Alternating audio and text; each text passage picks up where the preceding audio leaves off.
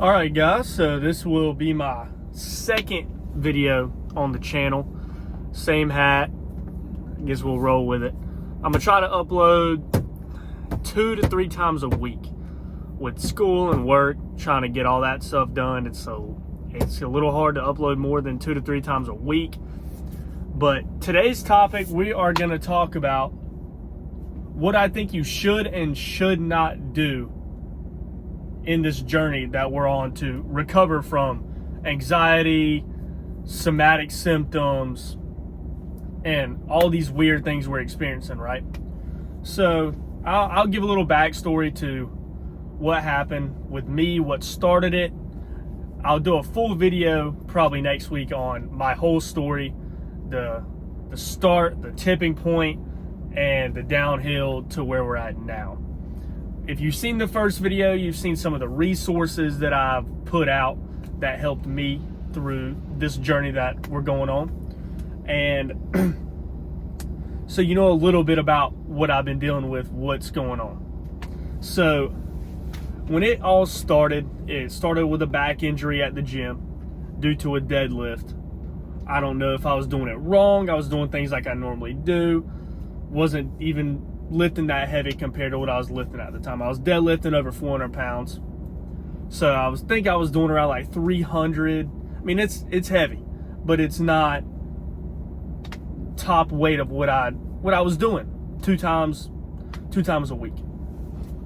So I hurt my back. So I took a break with the deadlifting for a little while.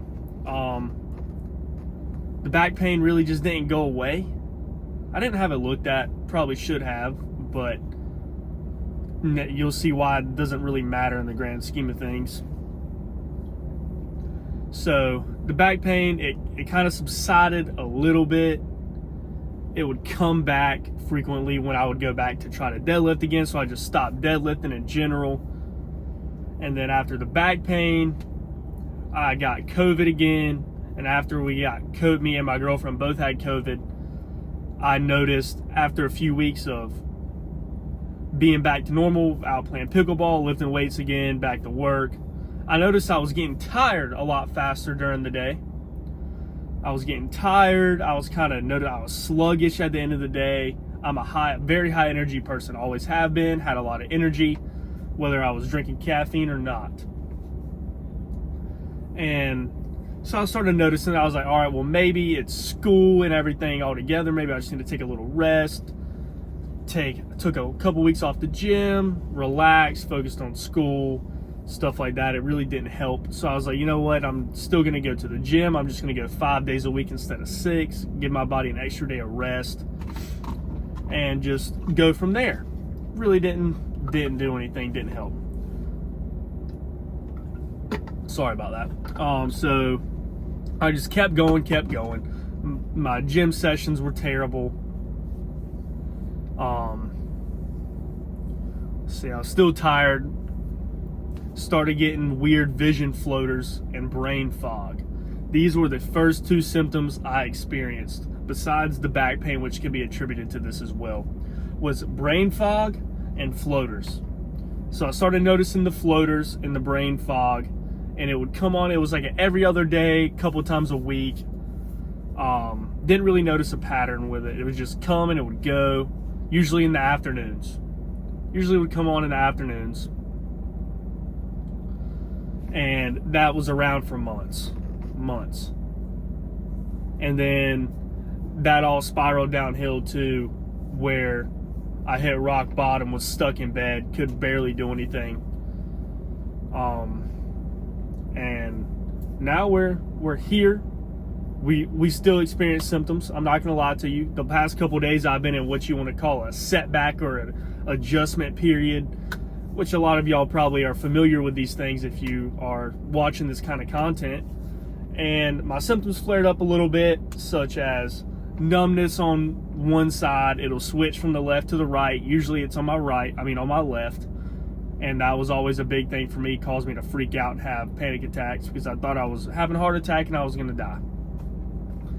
So I'm not really gonna go into any more symptoms today, but we're gonna get in the meat and potatoes of this video. What we should and what we should not be doing. When you're at the beginning of this journey and you're getting hit hard, you have no energy, you can't do anything, you need to relax, learn about what's going on, meditate, feel into your symptoms. It's gonna suck. It does suck. But just trust me, it helps on a level you just don't understand. Feel into these symptoms that you have going on. Just realize that these are BS symptoms, bodily sensations, anxiety symptoms, sensitized nervous system symptoms. They're not dangerous to you. Obviously, go get your test done, get everything ruled out. If you're scared of something, just go ahead and get it checked. It's going to save you in the long run, so you're not worried if you're going to have any other issues or have other issues that are present or going on. But at the beginning, definitely don't overexert yourself. As what I did, as soon as I would feel a little bit better, I'd push, I'd go to the gym, I'd go walk the dog 2 miles, and then I would crash hard. I'd be in the bed for another week, couldn't do anything. And I went through this for like a month and a half, 2 months of just pushing and crashing. This push-crash cycle I went through. And that's, everybody, you're going to do it. You're going to go through this cycle. It's going to happen. But once you probably know what I'm talking about. You may be in it. You may be past it. I'm not sure. But so definitely don't push too hard at the beginning. Another thing, like I said previously, don't look in your groups. Stop. Get out of them. Get out of them now. Pause the video right now and leave every one of those long COVID groups that you're in, anxiety groups. Get out of them now. I don't care if they're by an influencer, by somebody who teaches these courses. Get out of them, because people are just negative in there. They can't limit everything. People are going to be in there. They're going to put you down. You're going to get worried because you have all the Karens in there talking about I will never get better. Don't listen to the COVID Karens or anxiety Karens. Trust me.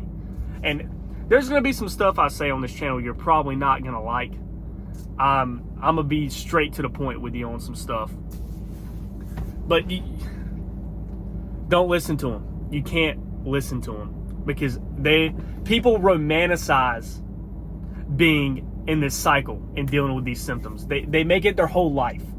They dedicate their whole life to being in the bed, not being able to live their life, when in reality they need to take measures into their own hands. Trust in God, trust in Jesus Christ.